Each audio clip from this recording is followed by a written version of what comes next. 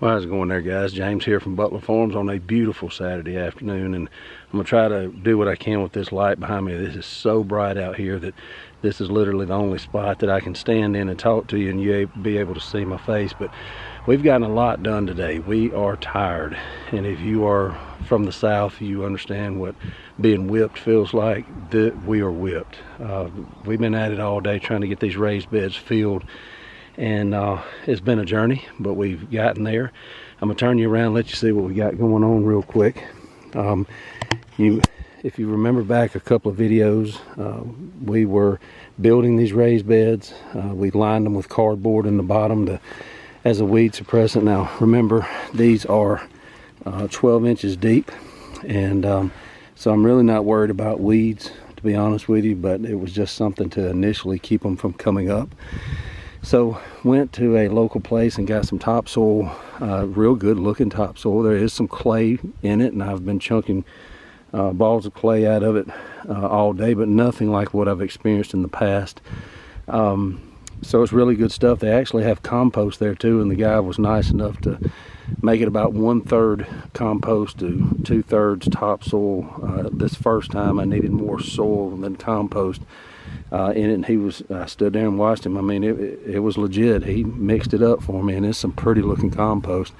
Very few sticks and stuff in it, broken down real good, smelled like compost is supposed to smell. So I don't know where they get all that compost from, but it was reasonably priced, and ever since then we have been moving soil. And it doesn't look like a lot, guys, but this is 2.5 yards of topsoil. We had some rain earlier this week, so it was about twice the weight that it would normally be to move it.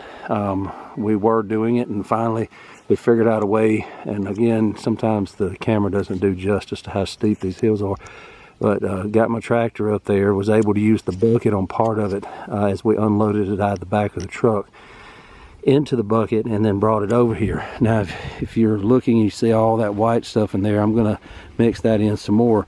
What I had up at the shop, I have a bag of sphagnum peat moss that I don't even know how old it is.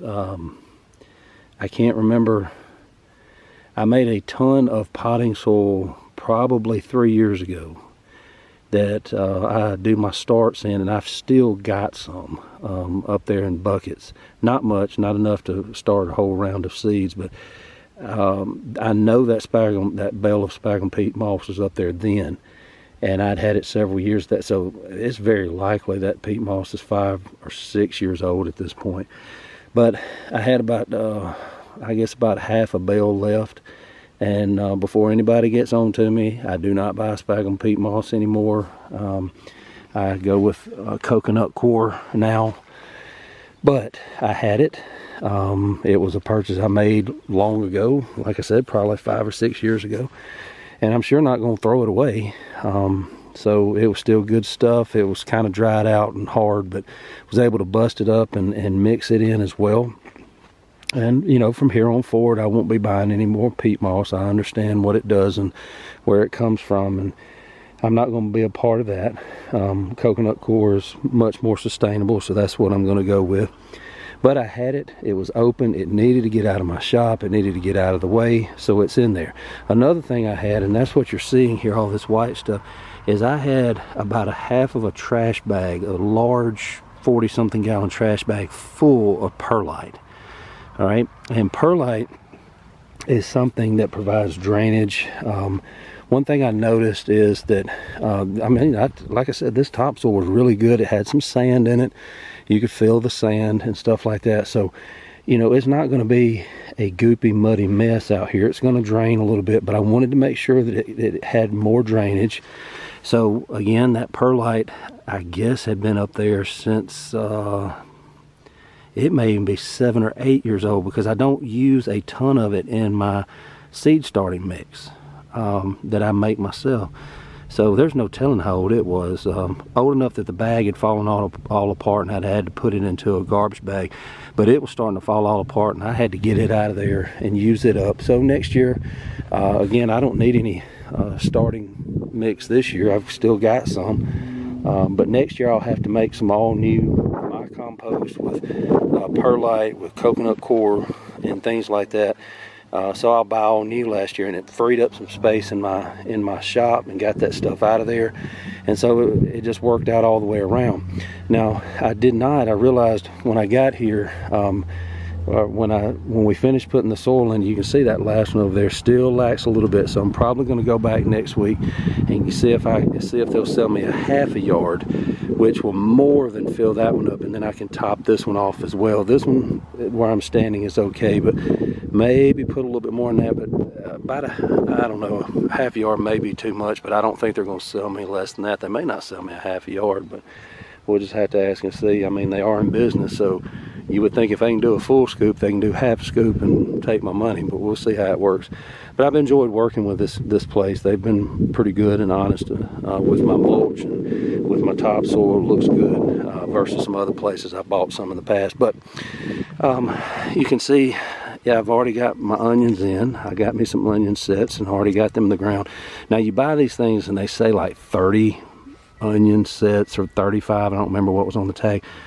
Guys, there are 85 onions in there. Now, granted, when they say that there's 30 onion sets in there, that means there's probably about 30 good ones. You can see some of these over here are pretty good, but then you get to some of these down here, it looks like a little blade of grass. I don't know if those will ever come up, but they're gonna get the chance. I put them in there. They were poor. I'm just telling you, they were dry. So that's what I just got through doing. I went and made a concoction of different organic fertilizers that I have. So that's why it looks so much heavier on this side and this side. So it's heavy with the perlite. And that's just for drainage and aeration and stuff like that. But it's especially heavy looking on this end because I mixed a bunch of I've got organic fertilizers for fruit trees, for acid loving plants, for fruits and vegetables. I think I've got 5 or 6 different kinds up there. So I didn't put for the acid loving plants, but I just kind of took a little bucket. I don't know if you can, it's over there in the bucket, and now you're not gonna be able to see it. It's in the bucket of my tractor over there, and just mix some different ones together because I didn't think ahead of time. I was running some errands yesterday and thought, you know what, I've been meaning to get some onion sets, and so I stopped and got them, but I didn't get any fertilizer. But you can see it right there in between the rows. It's some of that organic fertilizer, and I just watered the fool out of them. They were so dry, so they looked poorly, but you know, we'll see. Even if these little guys, you know, if half of the onions make, I wish I had just enough to finish that area. I don't know, I may buy some more and just finish it out. But I mean, if there's 85 here and I make half of them, that's 42. That's a lot of onions. And anything above that is a bonus.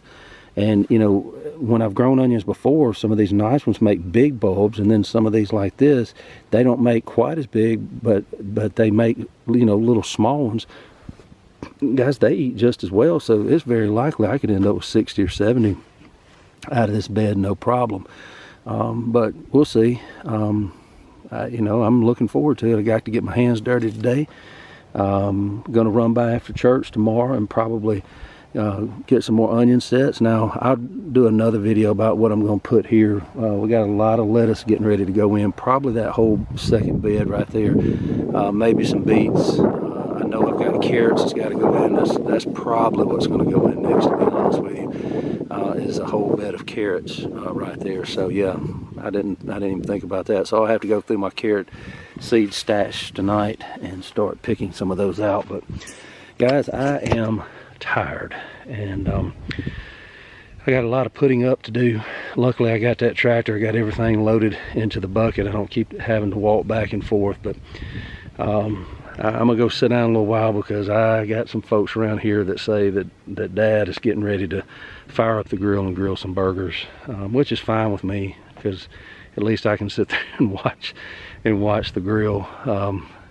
But I found out today that I'm a lot older than sometimes I'll admit to myself, because I'm about ready to take a nap. But anyway, I'm gonna leave it right there, guys. Stay tuned with us. This is gonna be a continuing thing with the raised beds, and then when we get to the in-ground garden, we got a lot going on, and we're gonna learn together. You know, like we got the onions in today, real simple, 4 inches apart.